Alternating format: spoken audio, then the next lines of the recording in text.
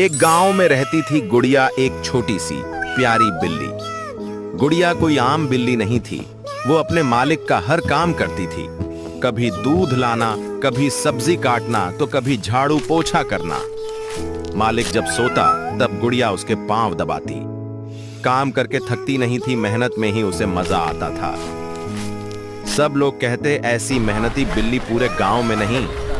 मालिक भी उसे खूब प्यार करता और कहता, गुड़िया तुम तो मेरी जान हो। सच में ऐसी मेहनती बिल्ली किस्मत वालों को ही मिलती है।